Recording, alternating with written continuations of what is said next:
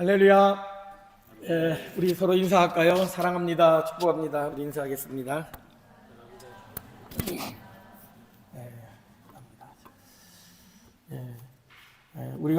제가 늘 이 말을 할 때마다 늘 가슴에 찔리는 것은 우리가 말과 혀로만 사랑하지 말고 행함과 진실함으로 살아가는데 손이라도 한번 잡고 인사하겠습니다. 다시 인사하겠습니다. 사랑합니다. 축복합니다. 손이라도 한번 잡고, 네, 사랑합니다. 함께 손이라도 잡고, 네.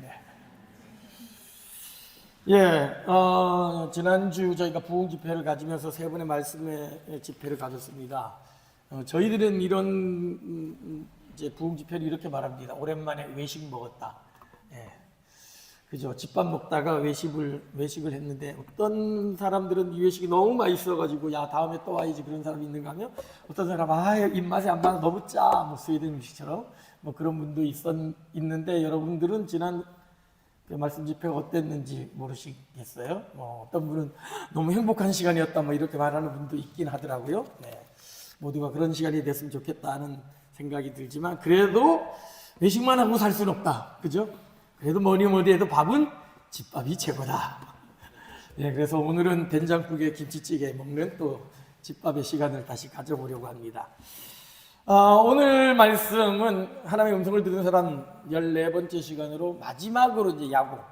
다른 사람은 제가 한두 번 다루었는데 야곱의 경우는 유독 제가 5번에 걸쳐서 살피는 이유는 뭐냐면 그만큼 하나님이 야곱에게 많이 말씀하셨어요.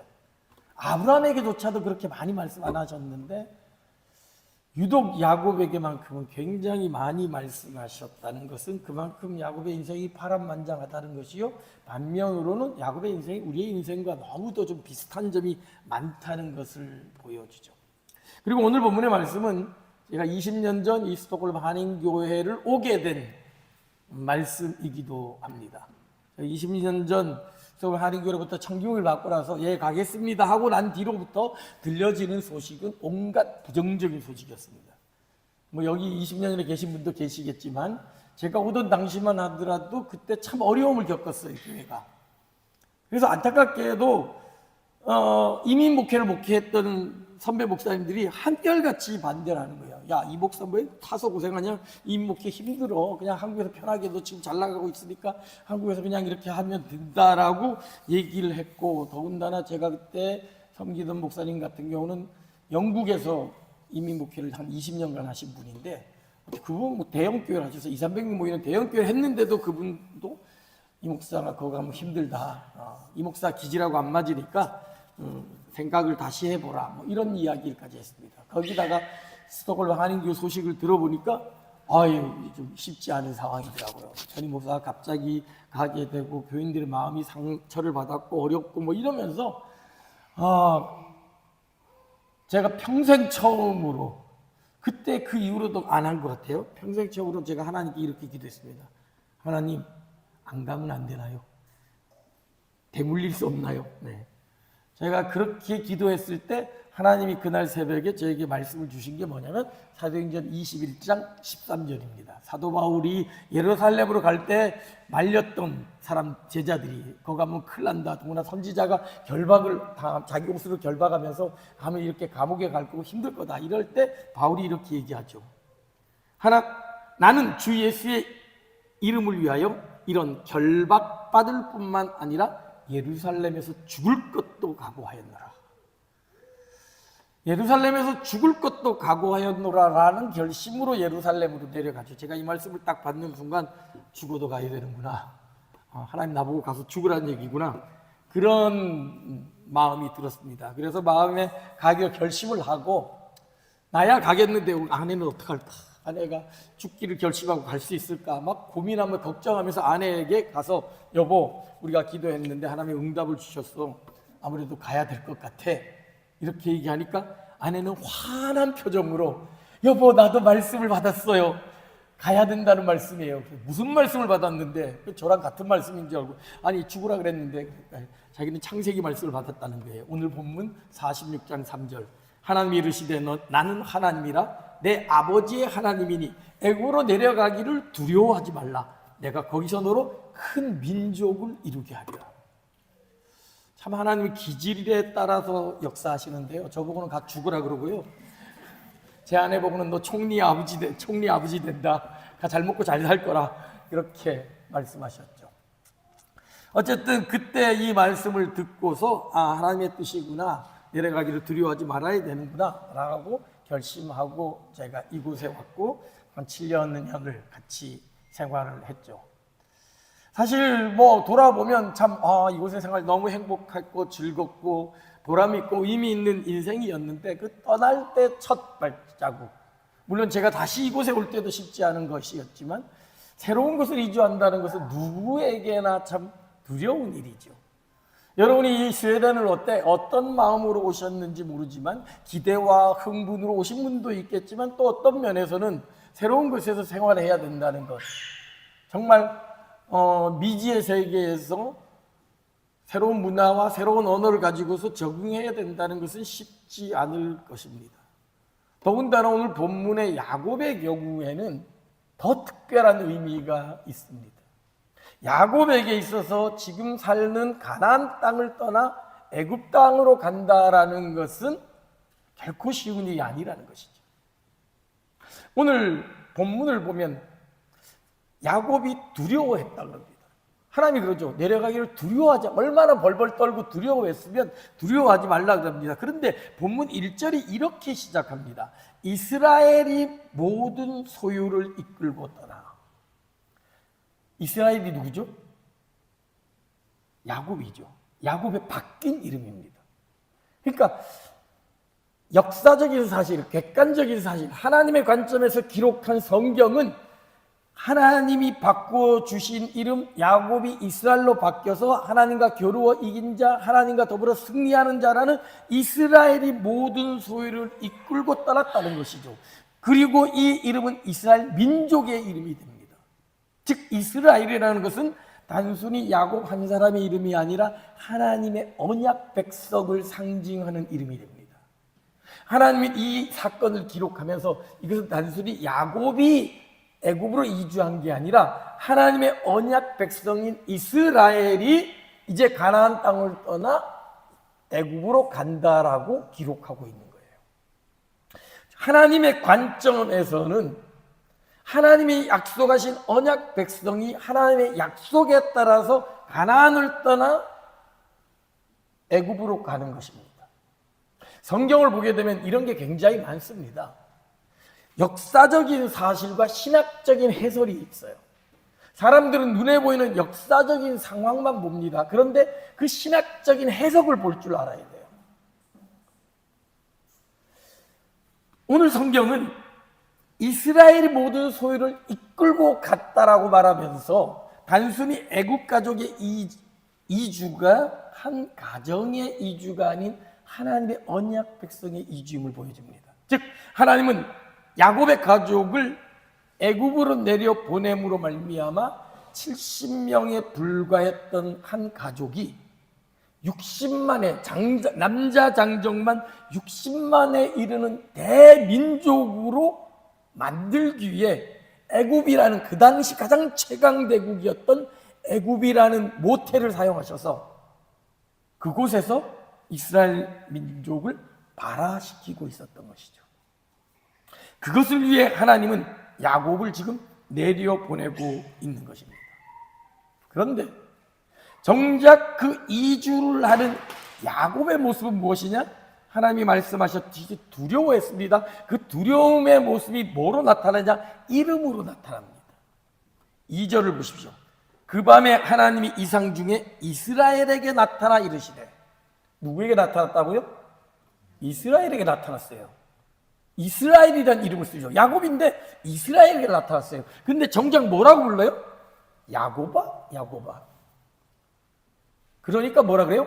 야곱이 이르시되 내가 여기 있나이다. 그렇죠. 하나님은 야곱을 이스라엘로 키우기를 원하십니다. 이스라엘이라는 언약 백성을 통하여 당신의 뜻을, 당신의 나라를 세우기를 원하십니다. 그런데 정작 그 역사의 주인공으로 쓰임 받아야 될 야곱은 이스라엘이 아닌 야곱의 마음으로 여전히 살아가고 있다는 거죠. 그러게 두려워할 수밖에 없는 거예요.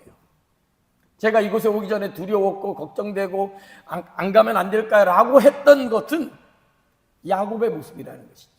하나님의 계획과 섭리가 있음에도 불구하고 여전히 인간적인 생각, 거기 가면 힘드는데, 말도 안 되는데, 제가 여기 다시 왔을 때도 야, 내가 여기서 실패했던 곳인데 언어도 안 돼가지고 못 견뎌서 결국 힘들었는데 하나님이 불러서, 근데 또 내가 가서 언어 배워야 되고 문화 배워야 되고 힘들고 걱정되는 두려움, 우리 애는 어떡하나, 고등학교는 또 어떻게 해야 돼, 대학은 어떻게 해야 돼, 이게 뭐예요? 야곱의 생각이에요. 야곱의 생각.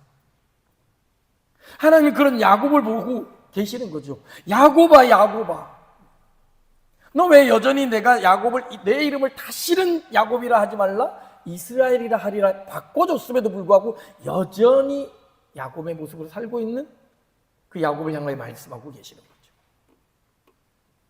사실 야곱의 입장에서 인간적으로 본다면 그럽니다. 가나안 땅 떠나기 싫었죠. 왜? 이제 겨우 안정을 찾았거든요. 그의 인생에 있어서 지금처럼 아무 문제가 없었던, 그래서 성경은 그 사건을 기록하지 않습니다.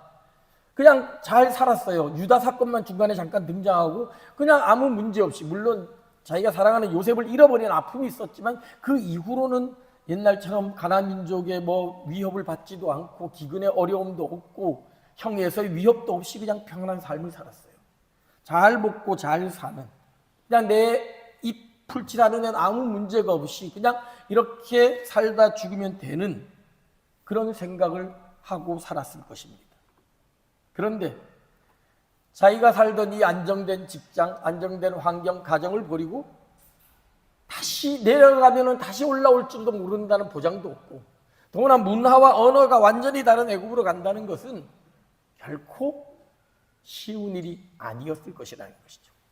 사실 그랬기에 하나님께서는 요셉이 총리가 되었다는 사실을 미리 다 밝혔을 거예요.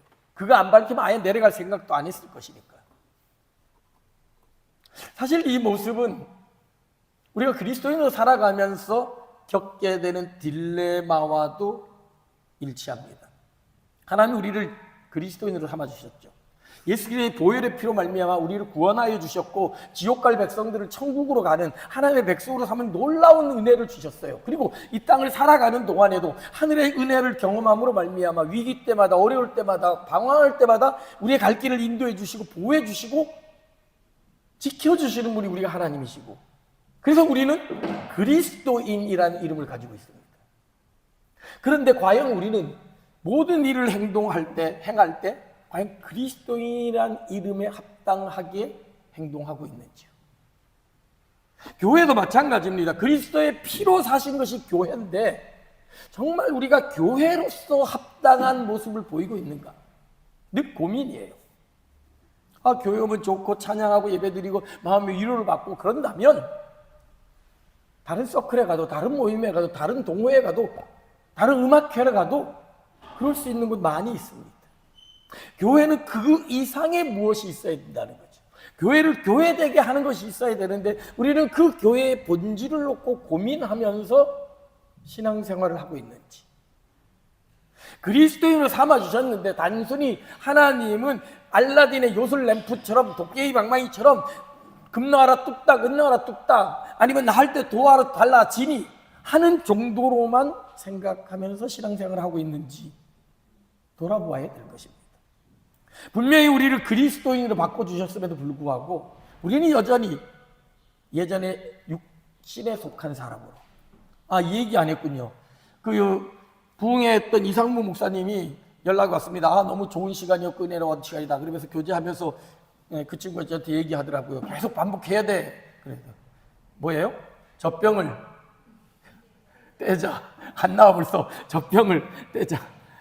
육신에 속한 사람, 예수 믿어 구원은 받았지만 여전히 젖이나 빨고 있는 젖병을 먹는 그 수준에서 벗어나야 됨에도 불구하고 우리는 그게 너무 편하지요. 어린아이 오늘 엔젤스 중복도 하고 세계 첫 예배도 드리고 했는데 아이에게서 아동심리학적으로 아이에게서 가장 큰 고난의 시기, 가장 큰 힘든 시기가 언제냐? 이유식 할 때라 그래요. 젖대는 시간. 그때 극심한 스트레스를 받아서 그때 잘못되게 되면 아이의 성격 형성이 잘못된다라고 그럽니다. 쉽지 않은 일이라는 얘기죠. 왜? 쑥쑥 빨기만 하면 쑥쑥 들어오는 그 젖이 갑자기 씹어야만 되는, 턱을 사용해야 되는, 이빨을 없는 이빨을 사용해야 되는, 우물거려야 되는 거 쉽지 않은 고난이거든요. 근데 그 고난의 시기를 겪지 않으면 결코 성장할 수가 없는 거죠. 남자들은 군대 가야 어른 된다 이런 얘기 있고, 여자는 시집 가야 철이 든다, 애를 낳아봐야 안다, 뭐 이런 얘기들이 있잖아요. 그 과정들이 결코 쉽지 않은 일이죠. 근데 그 과정을 겪지 않으면 결코 성장할 수 없는 것처럼, 하나님께서는 우리를 그리스도인으로 세워주시며 그리스도인의 삶을 위한, 저기서 젖이나 먹는 어린아이의 단계가 아니라 단단한, 저희가 연단을 받아서 단단한 식물을 먹는다는 장성한 자의 분량에 이르기를 원하신다는 거죠. 하나님은 지금 야곱을 단순히 인간 한 가족의 가장으로서의 야곱이 아니라 이스라엘이라는 한 민족의 조상으로 세우시기 위하여 지금 이주를 시키고 있는 겁니다. 그러나 여전히 야곱은 두려워하고 있었죠. 그런 야곱을 향하여 하나님이 세 가지 약속을 하죠. 첫 번째 뭐예요? 두려워하지 말라. 내려가기를 두려워하지 말라는 거죠. 너가 예전에 이주할 때마다 사실은 야곱은 두려워했죠. 처음 고향을 떠나 어디로 갔어요? 삼촌 라반의 집에 하란에 갔을 때도 두려움 가운데 떠났죠. 갈 바를 알지 못한 데 갔습니다. 남중에 삼촌의 재산 다 가지고 야반 도주할 때도 삼촌이 쫓아온다는 소식을 듣고 두려워합니다. 겨우 삼촌과 화해하고 나서 자기 고향으로 가려고 그랬더니 형 에서가 400명의 장정을 이끌고 자기를 맞으러 온다는 소식이 들고 또 두려워가지고 야복강에서 무릎 꿇고 기도를 하죠. 조금 안정이 되는가 했더니 자기 아들들이 그냥 졸지에 거짓말로 그 세겜 족속을 다 몰살을 시킴으로 말미암아 가나안 족속들이 분노가 들끓어가지고 야곱 가족을 다 죽이려고 할 때 또 역시 두려워합니다. 그랬던 그 두려움이 지금 또 생긴 거예요. 내가 그 인생의 고비를 그렇게 넘겼는데, 그래서 간신히 하나님께 부르짖어서 베델의 하나님을 만나고 분이엘의 하나님을 만나서 간신히 지금까지 왔는데 또 내려가야 돼? 저 아들들의 말을 듣고 내려가야 돼? 쟤네들의 말이 거짓말이면 어떡하지? 거기 가면 정말 잘 산다는 보장이나 있을까? 정말 요셉이 살아있을까? 수많은 고민과 근심, 걱정, 두려움에 빠져 있을 때 하나님은 두려워하지 말라고. 내가 너희에 주는 것은 두려움이 아니다. 평강의 마음이라고. 평안의 마음이라고 주님 약속하시면서 그의 두려움을 없애주십니다. 그리고 약속하시죠. 거기서 너로 큰 민족을 이루게 하리라. 내가 너를 그곳에 보내는 것은 분명한 계획과 목적이 있는 것이다. 그냥 우연히 어쩌기에 단지 지금의 기근을 면하기 위하여 가는 것이 아니라 너희의 이 70명을 60만 대군으로 바꾸는, 그래서 진짜 이스라엘이 한 사람의 이름이 아닌 민족의 이름으로 바꾸게 하기 위한 계획이 있기에 내가 너를 그곳으로 보낸다고 약속하고 있는 것이죠. 하나님의 거대한 청사진을 보여주는 거예요. 그리고 마지막으로 약속합니다. 내가 너와 함께 내려가겠고 너를 인도하여 다시 올라올 것이다. 이 약속은 왜 했을까요? 이 약속은 야곱이 가지고 있는 개인적인 걱정과 두려움뿐만 아니라 신앙적인 걱정과 두려움을 해결시키는 대답입니다. 자, 야곱이 지금 떠난 곳이 어디라고 돼 있나요? 브엘세바에 이르러 하나님께 제사했다 그럽니다. 왜 그러면 야곱은 브엘세바에서 제사를 드린 걸까요? 브엘세바는 자기가 살던 곳입니다. 그냥 그 동네예요, 주변. 그럼 거기서 그냥 제사 드리지 않고 왜 브엘세바에 왔을 때, 조금 이동했을 때, 여기서 말한다면 뭐 저쪽 솔라에 갔을 때 하나님께 제사를 드렸다, 뭐 이런 거거든요. 브엘세바가 갖고 있는 의미가 있죠. 이 브엘세바는 하나님의 약속의 장소인 동시에 야곱에 있어서는 아픔과 상처의 장소입니다.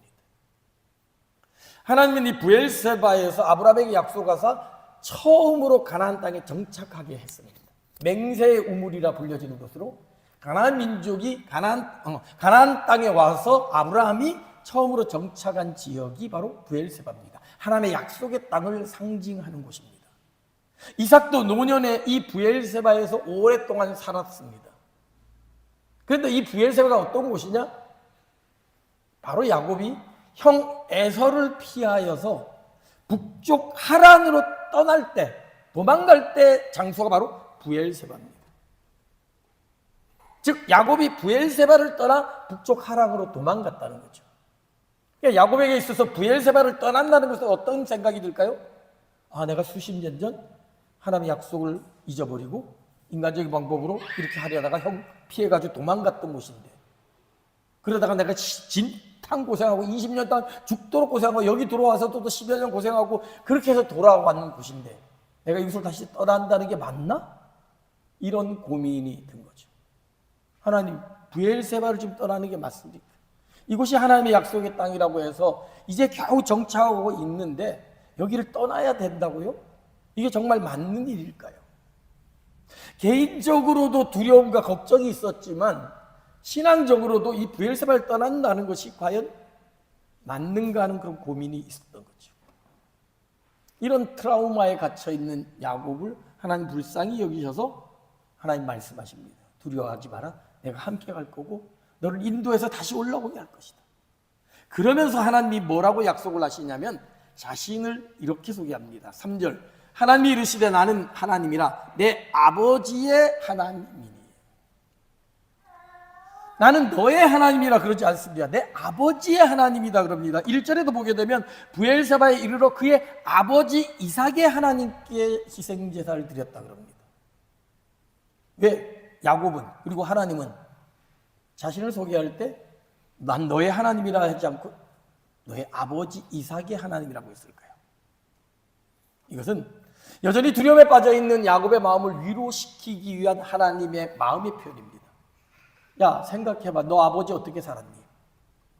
너의 아버지 평생 동안 내게 지켜줌으로 말미암아서 이 가나안 땅에 이주민으로 와가지고 잘 정착해가지고 거부가 되고 남들보다 100배나 많은 수확을 거뒀고 파는 곳마다 우물물이 솟아나게 해서 평생을 평안하게 살게 하지 않았냐? 그 아버지 이삭을 지켜주듯이 내가 너도 지켜줄 것이라는 하나님의 보증수표였던 것이죠. 나는 신실한 하나님이다. 나는 약속을 지키는 하나님이다. 내 아버지 이삭을 지금까지 눈동자같이 지켜주면서 보호하여 줬던 것처럼 내가 너도 그렇게 지켜줄 테니까 내려가는 거 너무 두려워하지 마라. 인간적인 생각으로 두려워하지 말고 신앙적인 고민으로 이것이 믿음의 길인가 아닌가 걱정하지 마라. 이건 내가 너 보고 가라고 명하는 거다. 그래서 내가 너와 함께 갈 거고 내가 거기서 큰 민족을 이루게 할 거고 그리고 다시 너를 이 땅으로 인도할 거야. 브엘세바로 다시 돌아오게 할 거야. 약속의 땅으로 인도할 거야. 그러니 걱정하지 말고 내려가라고 말씀하신 것이죠. 결국 이런 하나님의 약속의 말씀을 붙들고 야곱은 내려갑니다. 자신의 생각과 자신의 얕은 신앙 상식들을 다 내려놓고 그냥 말씀 앞에 순종하며 나아가는 거죠. 제가 농담 삼아 얘기한 거 기억하시는지 모르겠는데 하나님 왜 이스라엘 민족 택했다고요? 하나님 왜 한민족을 안 택하고 또 용맹한 게르만 민족, 앵글로 삭슨족을 안 택했고 왜 히브리 민족을 택했을까요? 히브리 민족이 갖고 있는 특징이 있다는 거죠. 뭐 여러 가지가 있지만 그 중에 단 아주 중요한 한 가지 딱 있습니다. 뭐예요? 단 사자성어로 단순무식. 단순무식. 히브리인들의 특징 중에 하나는 뭐냐면 단순무식이에요.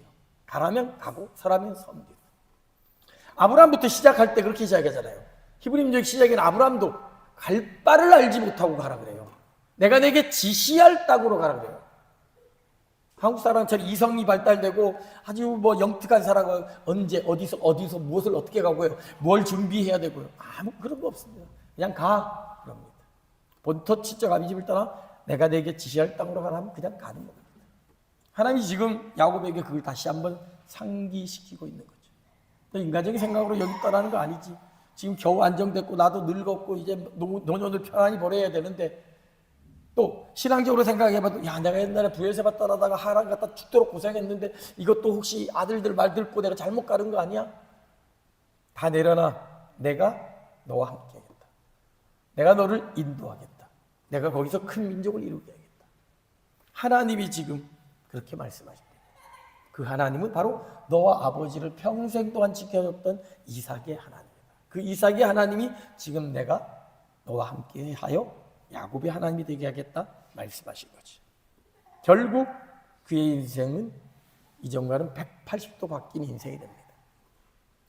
사실 우리가 야곱에게서 믿음의 선배로서 배울 수 있는 모습은 앞에 열심히 야복나라에서 기도한 것도 있긴 하지만 뒷부분의 모습이에요. 오늘 46장 이후부터 나타나는 모습입니다. 이전의 모습은 뭐예요?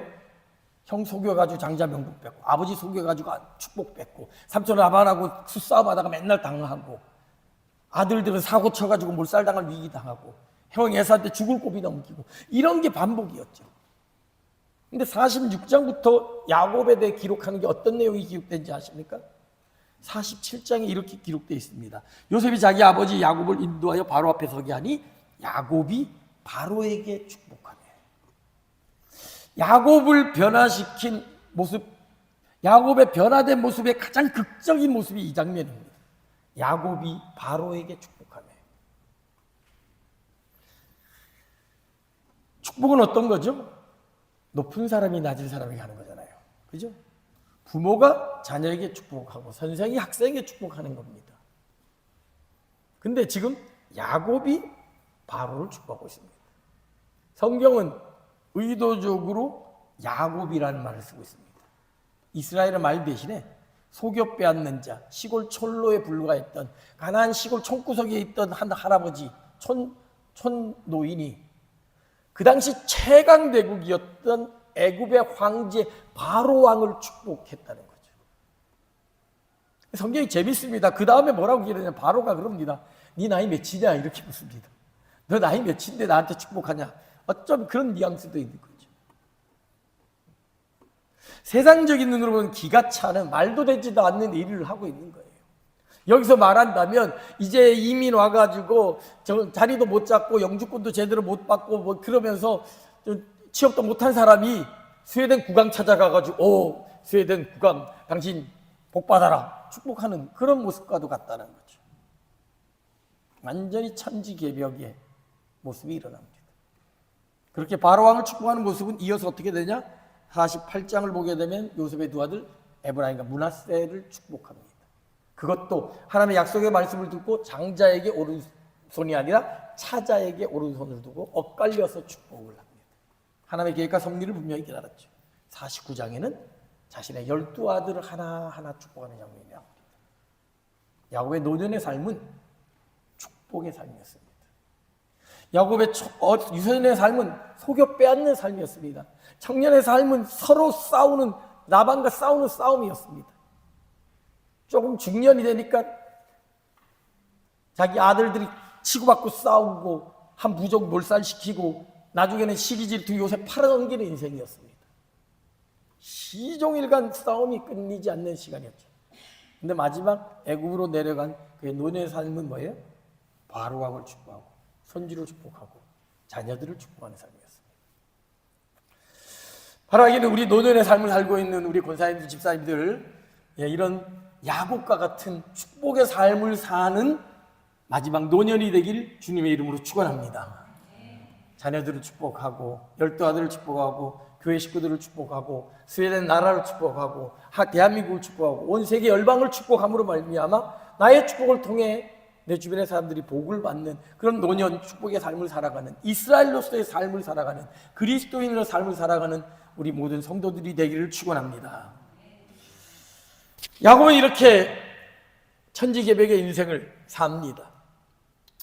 하나님의 약속을 믿고 인간적인 두려움과 얕은 신앙적인 상식을 내려놓고 믿음으로 순종하며 내려왔을 때 야곱의 인생이 바뀌었습니다. 어떻게든 인간적인 방법으로 하나님의 약속을 뺏고 복을 빼앗는, 속여 빼앗는 자가 아니라 하나님의 사람 앞에 당당하게 그 대제국의 황제 앞에서도 잔깨 부리지 않고 그리스도인으로 하나님의 사람으로 당당하게 축복하고 자녀들을 인간적인 생각으로 장자 축복하는 것이 아니라 하나님의 계획에 따라서 차자에게 먼저 축복하고 또 12아들을 각 믿음의 분량에 따라 하나하나 축복하는 그런 모습이 되어버렸던 것이죠. 이것이 야곱의 마지막의 모습입니다. 하나님이 이렇게 야곱을 변화시킵니다. 아무리 인간적으로 부족하고 연약하다 할지라도 어찌 보면 우리보다도 훨씬 못난이 같은 그런 야곱이라 할지라도 하나님 이렇게 멋있는 믿음의 위인으로 바꿔주셨고 결국 아브라함과 이삭과 야곱의 하나님이라는 이스라엘 민족들이 하나님을 일컬을 때 아브라함과 이삭과 야곱의 하나님이라고 일컬을 정도로 믿음의 반열에 서게 됩니다. 그 믿음의 거장의 모습으로 바뀌어졌던 것 같이 우리들도 온전한 그리스도인으로 우리를 인간 누구가 아니라 회사에서 과장 부장 불려지는 누가 아니라 이웃집에 불러지는 누구 아빠 엄마가 아니라 그리스도인이라는 그리스도의 사람이라는 나는 죽고 그리스도가 살아나는 그 이름에 걸맞는 사람으로 변화시켜주는 은혜가 우리 가운데도 있기를 소망합니다. 그래서 야곱처럼 속여 빼앗고 어떻게 하면 나만 잘 먹겠다 살아가는 그런 모습이 아니라 하나님의 시각으로 하나님의 마음으로 세상을 바라보면서 그래서 애굽의 대황제 앞에서도 꿀리지 않고 당당하게 섰던 것처럼 우리 역시 세상의 모든 권세 앞에 당당하게 서서 하나님의 이름으로 선포하고 하나님의 이름으로 축복하는 그런 축복의 사람으로 살아가는 온전한 그리스도인, 온전한 이스라엘로 살아가는 저와 여러분이 되기를 소망합니다. 말씀을 마무리합니다. 때로는 원치 않는 길을 갈 때도 있죠. 가기 싫은 길 가야 할 때도 있습니다. 그럴 때도 하나님의 뜻을 구하십시오. 내가 생각하고 내가 계산하고 내가 원하는 길 찾는 게 아니라 하나님 어느 길이 하나님의 길입니까? 무엇이 하나님이 뜻하신 길이고 정하신 길입니까? 순종하며 나아간다면 당장은 손해보는 것처럼 느껴지고 당장은 두렵고 떨림이 있을다 할지라도 하나님이 함께 하시고 하나님이 인도하시고 하나님이 결국은 큰 민족을 만들어주시는 그 하나님의 놀라운 섭리를 경험하게 될 줄로 믿습니다. 그 두려움을 평안과 기쁨으로 바꿔주시는 하나님의 은혜가 우리에게 있기를 소망합니다.